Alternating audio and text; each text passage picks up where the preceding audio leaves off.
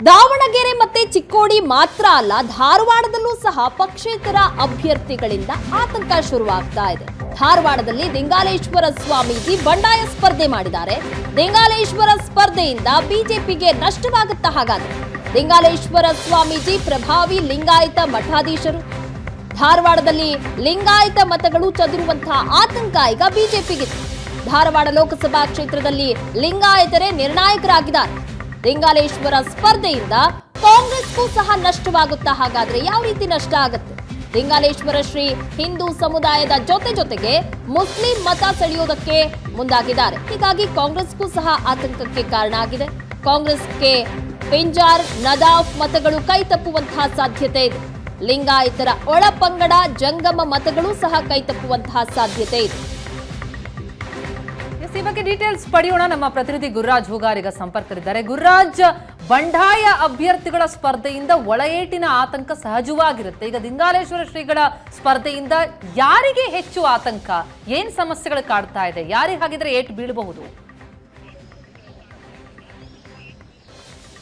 ಪ್ರತಿಮಾ, ಲಿಂಗಾಲೇಶ್ವರ ಸ್ವಾಮಿಗಳು ಸ್ಪರ್ಧಿಸ್ತಾರೆ ಅನ್ನೋಂಥ ವಿಚಾರ ಬೆಳಕಿಗೆ ಬಂದಾಗಲೇ ಸಾಕಷ್ಟು ಆತಂಕಗೊಂಡಿದ್ದು ಆರಂಭದಲ್ಲಿ ಬಿಜೆಪಿ. ಯಾಕಂತ ಹೇಳಿದ್ರೆ ಧಾರವಾಡ ಲೋಕಸಭಾ ಕ್ಷೇತ್ರದಲ್ಲಿ ಸುಮಾರು 5.5 ಲಕ್ಷಕ್ಕಿಂತಲೂ ಹೆಚ್ಚು ಮತಗಳಿರುವಂಥದ್ದು ಲಿಂಗಾಯತರು. ಹಾಗಾಗಿ ಇಲ್ಲಿ ಲಿಂಗಾಯತರೇ ನಿರ್ಣಾಯಕ.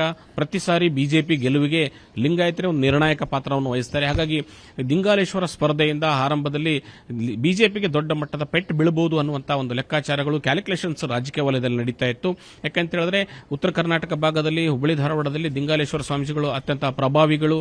ಅಷ್ಟೇ ಅಲ್ಲ, ಬಾಲೆ ಹೊಸೂರಿನ ಲಿಂಗಾಲೇಶ್ವರ ಸ್ವಾಮಿಗಳು ಲಿಂಗಾಯತ ಮಠಾಧೀಶರಾಗಿರೋದ್ರಿಂದ ಲಿಂಗಾಯತ ಮತಗಳನ್ನು ಸೆಳೆಯಬಹುದು ಅನ್ನುವಂಥದ್ದು ಒಂದು ಆತಂಕ. ಮತ್ತೊಂದು ಕಡೆ ಸರಿಸುಮಾರು ಧಾರವಾಡ ಲೋಕಸಭಾ ಕ್ಷೇತ್ರದಲ್ಲಿ 1 ಲಕ್ಷಕ್ಕಿಂತಲೂ ಹೆಚ್ಚು ಅದಕ್ಕಿರುವಂತಹ ಜಂಗಮರು ಮತಗಳೇನಿದೆ ಅವುಗಳು ಲಿಂಗಾಲೇಶ್ವರ ಸ್ವಾಮಿಗೆ ಹೋದ್ರೆ ಅದು ಬಿಜೆಪಿಗೆ ಹಿನ್ನಡೆ ಉಂಟು ಮಾಡಬಹುದು ಅನ್ನುವಂಥ ಒಂದು ಆತಂಕ ಇತ್ತು. ಆದರೆ ಇದೀಗ ಬಂದಿರುವಂತಹ ಮಾಹಿತಿ ಪ್ರಕಾರ ಲಿಂಗಾಲೇಶ್ವರ ಸ್ವಾಮೀಜಿ ಕೇವಲ ಬಿಜೆಪಿಗೆ ಮಾತ್ರವಲ್ಲ, ಕಾಂಗ್ರೆಸ್ ಕೂಡ ದೊಡ್ಡ ಮಟ್ಟದ ಥ್ರೆಟ್ ಆಗುವಂತ ಆತಂಕ ಕಂಡು ಬರ್ತಾ ಇದೆ. ಯಾಕಂತ ಹೇಳಿದ್ರೆ ಕಾಂಗ್ರೆಸ್ ಈ ಕ್ಷೇತ್ರದಲ್ಲಿ ಸತತ 7 ಚುನಾವಣೆಗಳಿಂದ ಗೆದ್ದಿಲ್ಲ.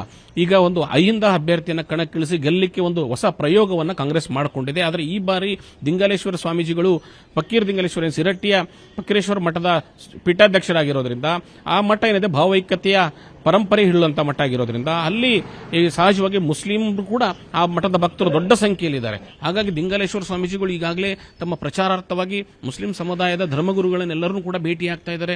ಅವರೆಲ್ಲರೂ ಕೂಡ ಲಿಂಗಾಲೇಶ್ವರ ಸ್ವಾಮೀಜಿಗೆ ಬಹಿರಂಗವಾಗಿ ಬೆಂಬಲವನ್ನು ವ್ಯಕ್ತಪಡಿಸ್ತಾ ಇದ್ದಾರೆ.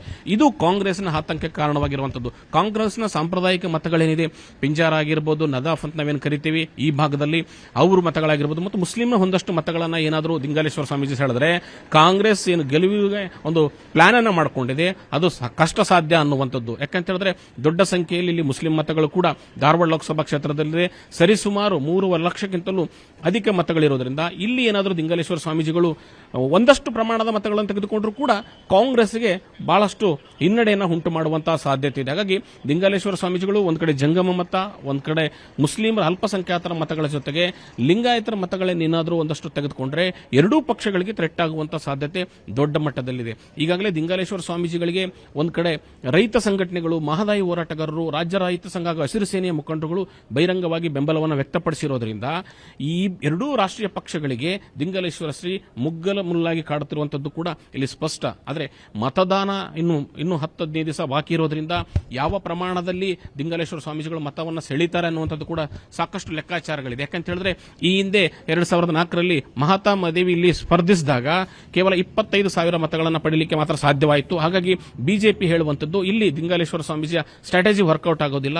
ಈ ಬಾರಿ ಏನಂತ ಹೇಳಿದ್ರೆ ರಾಷ್ಟ್ರದ ಹಿತದೃಷ್ಟಿಯಿಂದ ನಡೆದಿರುವಂತಹ ಚುನಾವಣೆ ಆಗಿರೋದ್ರಿಂದ ಹಾಗಾಗಿ ಇಲ್ಲಿ ಇಡೀ ಲಿಂಗಾಯತ ಸಮುದಾಯ ಅಷ್ಟೇ ಅಲ್ಲ, ಹಿಂದುತ್ವದ ಅಲೆಯಲ್ಲಿ ಬಿಜೆಪಿಯನ್ನು ಬೆಂಬಲಿಸುತ್ತಾರೆ. 8ನೇ ಬಾರಿ ಕೂಡ ಈ ಬಾರಿ ಇಲ್ಲಿ ಬಿಜೆಪಿ ಕಮಲ ಹರಳುತ್ತೆ ಅನ್ನುವಂಥ ಕ್ಯಾಲ್ಕುಲೇಷನ್ಸ್ ಅನ್ನ ಬಿಜೆಪಿ ನಾಯಕರುಗಳು ಮಾಡ್ಕೊಂಡಿದ್ದಾರೆ. ಯಾಕಂತ ಹೇಳಿದ್ರೆ ಮಹಾತ್ಮ ದೇವಿ ಇಲ್ಲಿ ಸ್ಪರ್ಧಿಸಿದಾಗ ಕೂಡ ಅವತ್ತು ಮಹಾತ್ಮಾದೇವಿ ದೊಡ್ಡ ಮಟ್ಟದ ಪ್ರಚಾರವನ್ನು ಪಡೆದುಕೊಂಡಂತವರಾಗಿದ್ದರು. 2004ರಲ್ಲಿ ಸಾಕಷ್ಟು ಪಾಪ್ಯುಲಾರಿಟಿ ಇತ್ತು. ಅಂತ ಸಂದರ್ಭದಲ್ಲಿ ಮಹಾತ್ಮಾದೇವಿಗೆ ಕೇವಲ 25,000 ಮತಗಳನ್ನು ಪಡೆಯಲಿಕ್ಕೆ ಮಾತ್ರ ಸಾಧ್ಯವಾಯಿತು. ಹಾಗಾಗಿ ಈ ಬಾರಿ ಲಿಂಗಾಲೇಶ್ವರರು ಕೂಡ ಅಷ್ಟೇ ಪ್ರಮಾಣದ ಮತಗಳನ್ನು ಪಡೀತಾರೆ ಅನ್ನುವಂಥ ಪ್ರಚಾರವನ್ನ ಬಿಜೆಪಿ ಮಾಡ್ತಾ ಇದೆ. ಆದರೆ ಲಿಂಗಾಲೇಶ್ವರ ಸ್ವಾಮೀಜಿಗಳು ಎರಡೂ ರಾಷ್ಟ್ರೀಯ ಪಕ್ಷಗಳಿಗೆ ಥ್ರೆಟ್ ಆಗಿರುವಂತದ್ದು ಕೂಡ ಇಲ್ಲಿ ಸ್ಪಷ್ಟವಾಗಿ ಕಂಡು ಬರ್ತಾ ಇದೆ. ಪ್ರತಿಮಾ,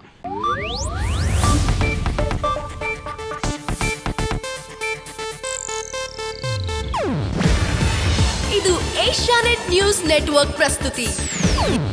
ನೀವು ನೋಡ್ತಿದ್ದೀರಾ ಏಷ್ಯಾನೆಟ್ ಸುವರ್ಣ ನ್ಯೂಸ್.